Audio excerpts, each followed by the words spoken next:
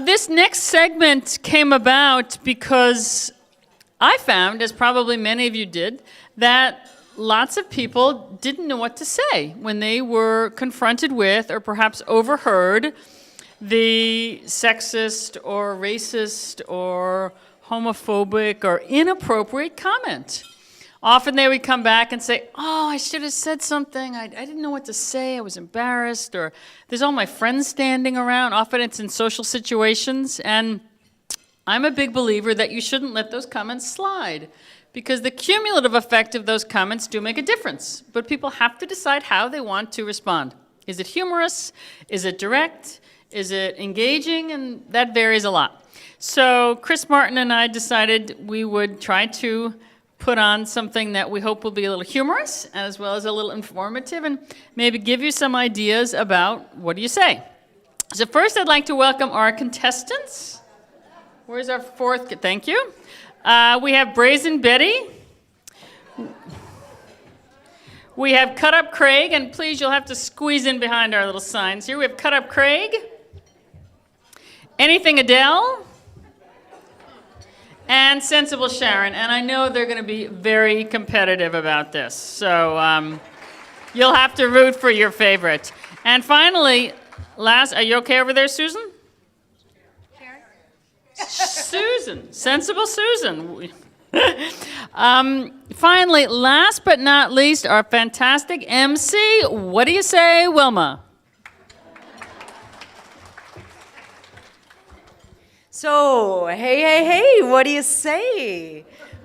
Welcome, audience, to What Do You Say, the game show where the power of tact and diplomacy collides with reckless abandon.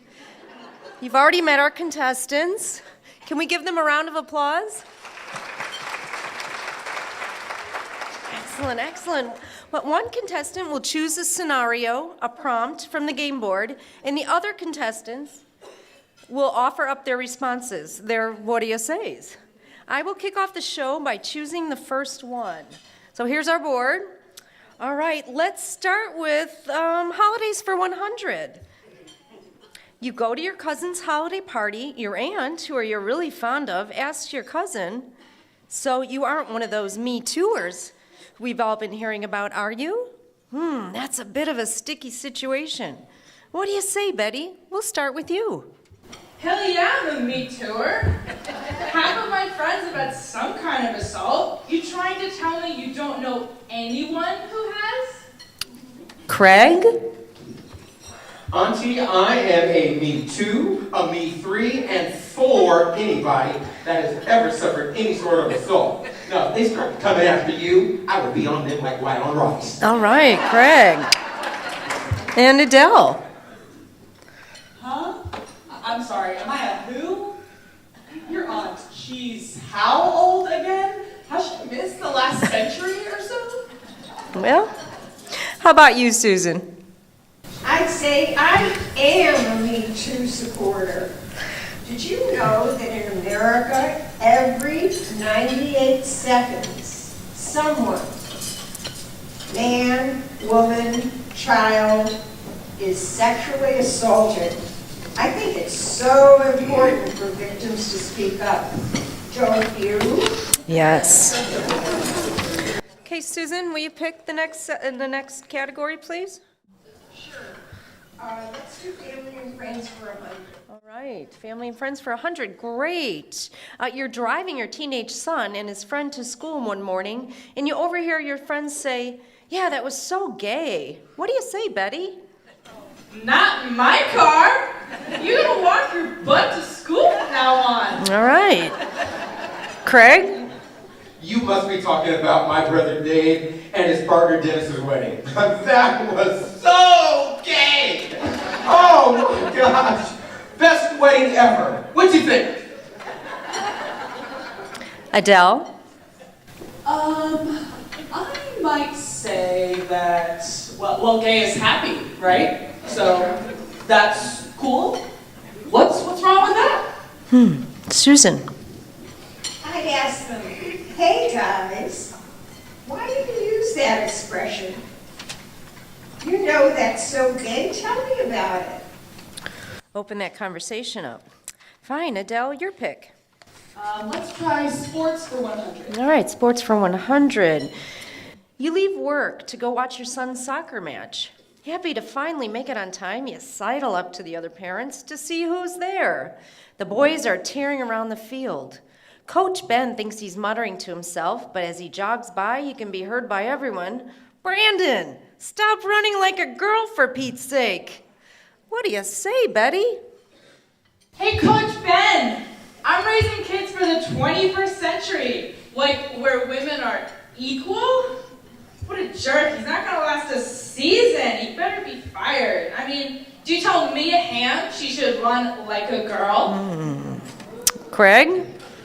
Run like a girl? I don't know if Brandon don't look that strong to me.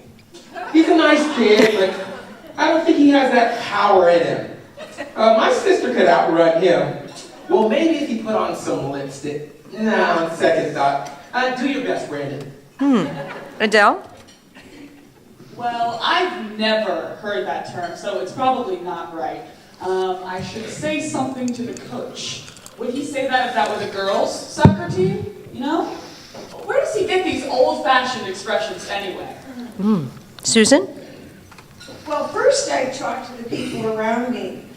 Hey, did he say what I thought he said? I am really not so comfortable with that. That's a very bad role model for kids. I'll give Coach Ben a call tomorrow. Then I'll call the coach and talk to him privately. And talk to my son.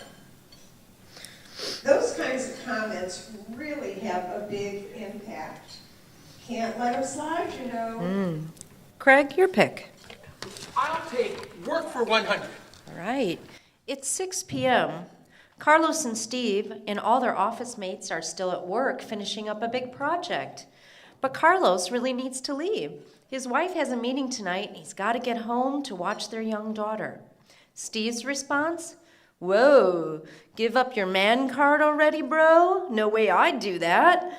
What do you say, Betty? Man card? Because he's going home to watch his kids for one night?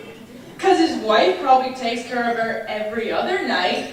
Give me a break. Steve, does your wife do the shopping at home? The laundry? I could go on and on. Craig? Man card? You bet I did. I traded that old expired card for a newer one. A one card that says, real men don't have a problem taking care of his family.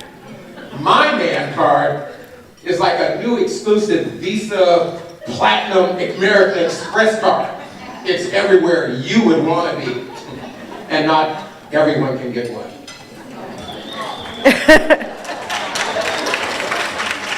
Adele? Wait. Did I miss something at orientation, like with HR? Man card? Who's handing these out?